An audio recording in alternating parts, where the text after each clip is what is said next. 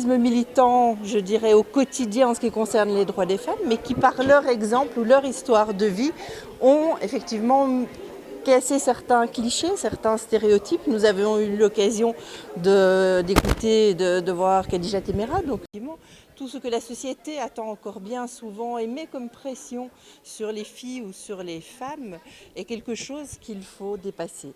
Et quelque chose qu'il faut dépasser non seulement en termes d'autonomie, d'égalité, mais surtout quelque chose qu'il faut dépasser parce que toutes ces inégalités, ces stéréotypes mènent à la violence. Malheureusement, je dirais, je pense que nous l'avons encore vu récemment au Sénégal, mais dans toutes les sphères, que ce soit la sphère privée ou la sphère publique, ce sont encore les femmes et les filles qui subissent les violences à l'égard des femmes. Et à ce titre, toutes les études des Nations Unies, et l'ONU Femmes a conduit une étude l'année dernière, démontrent clairement que les chiffres, malheureusement, des indices de violence à l'égard des femmes et des filles n'ont pas baissé.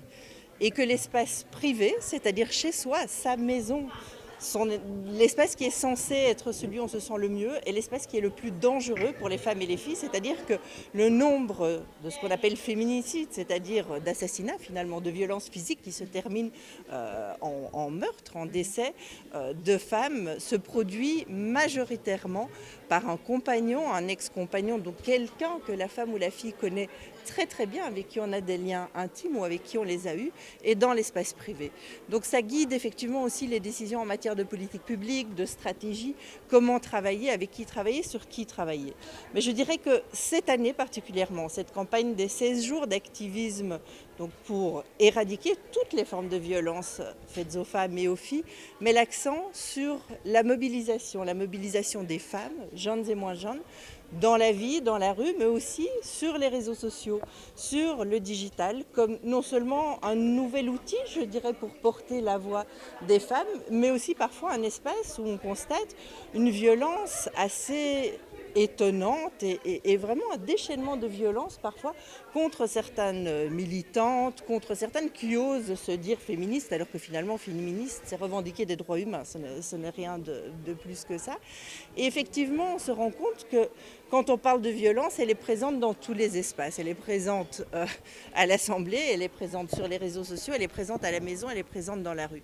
Donc vraiment ce qu'il faut, et je pensais ça le but vraiment de cette campagne, c'est briser le silence et le tabou, ne pas normaliser le fait que frapper, violenter, violer, les violences sexuelles et physiques sont parmi les plus répandues contre les femmes et les filles quand on regarde les chiffres et les dénonciations. Effectivement, ne pas penser que c'est normal. Il n'y a aucune culture, il n'y a aucune religion, il n'y a aucune société qui justifie effectivement une telle violence. Donc c'est vraiment un effort de toute la société de se joindre à celles et ceux qui font déjà ce travail pendant toute l'année, pendant cette campagne, pour dire, s'il vous plaît, arrêtons de traiter les femmes et les filles de manière violente, finalement. On maltraite la société elle-même, je dirais, parce que non seulement l'exemple qu'on donne aux enfants, aux générations futures est déplorable, mais également si on pense aux jeunes filles qui, à cause de ces formes de violence, ne peuvent pas aller à l'école ou aux femmes qui ne peuvent pas aller travailler, finalement, c'est toute la société qui y perd. On voit aussi, on a vu ce qui s'est passé récemment à l'Assemblée, vous le disiez tout à l'heure, cette violence-là, elle est devenue maintenant politique. Est-ce que vous ne pensez pas que cela pourrait être aussi au fond les femmes qui peuvent aujourd'hui se montrer dans l'arène politique également? Alors oui et non, je dirais c'est à double tranchant, parce qu'effectivement le travail sur la violence politique à l'égard des femmes est un travail que l'ONU Femmes fait depuis de nombreuses années et d'autres organisations dans la sous-région. Et les données que nous avons, effectivement quand on parle de violence, les données sont encore insuffisantes, je dirais. On n'a pas assez de chiffres sur la réalité exacte, mais tout démontre qu'en réalité la violence politique à l'égard des femmes augmente à mesure que les femmes commencent à occuper l'espace public. Donc effectivement ce que vous dites est vrai, mais je dirais peut-être à contrario, puisqu'il s'agit d'une stratégie en général délibérée, malheureusement des hommes, pour ne pas céder l'espace. C'est-à-dire que ce qu'on a vu à l'Assemblée hier, et malheureusement le Sénégal n'est pas le seul pays, on est tous choqués, je pense, il y a eu un lever de bouclier parce que c'est aussi pendant la campagne des 16 jours, mais ça se passe dans énormément de pays et ça se passe de manière verbale, de manière constante. Alors vous allez me dire, chez nous, en Europe, moi par exemple, vous regardez les débats chez nous, mais c'est pareil. Pendant que les femmes prennent la parole dans un espace politique, les hommes sont en train de siffler, ou de faire des petits bruits, ou de commenter la manière dont elles s'habillent. Bon, je pense qu'elles ne sont pas là pour ça. Donc effectivement, il y a une manière de vraiment nier leur présence, nier leur valeur dans ces espaces qui, hier, s'est traduit par une violence, je dirais, ultime, mais qui se traduit tous les jours. Je suis sûre que si on parle aux femmes sénégalaises, comme aux béninoises, comme aux sierra-léonaises et autres dans la région, elles vous diront toutes que vraiment être dans ces espaces n'est pas facile. On rentre chez soi le soir épuisé, et pas épuisé seulement d'avoir fait son travail, mais épuisé d'avoir dû faire face à toutes ces formes de violence pour prendre la parole, pour pouvoir déposer une idée, pour ne pas se faire voler l'idée par un collègue député, etc. Donc ce sont toute une série de petites violences qui finalement au niveau psychologique ont un impact aussi. Et puis il y a simplement des assassinats de femmes politiques parce que ce sont des femmes. Alors peut-être moins dans la région, mais j'ai travaillé longtemps en Amérique latine, je peux vous dire qu'au Brésil par exemple, malheureusement les chiffres de jeunes femmes justement des communautés afro-brésiliennes, etc., qui revendiquent les droits des populations marginalisées, sont les communautés les plus ciblées par les assassinats politiques. Donc effectivement, les femmes n'ont pas encore acquis leur place, ou en tout cas n'ont pas acquis la légitimité d'avoir leur place, et c'est un combat quotidien. Mais au fur et à mesure que ce combat se mène, effectivement, les rapports de pouvoir qui sont encore dominants, je dirais, tendent à céder, mais aussi à montrer les derniers sursauts de vie, peut-être. Quand on parle de violence, on parle aussi de justice. Aujourd'hui, beaucoup de femmes, pendant ces jours d'activisme-là, on a entendu la justice, la justice. Selon vous, qu'est-ce qui pose problème jusqu'à présent, surtout au Sénégal? Alors, la justice, et on en a parlé beaucoup pendant ces séjours, il y a bien sûr, d'une part, la législation telle qu'elle est. Alors, le Sénégal a adopté effectivement la loi qui criminalise le viol et la pédophilie. Je félicite le Sénégal, c'est vraiment une avancée.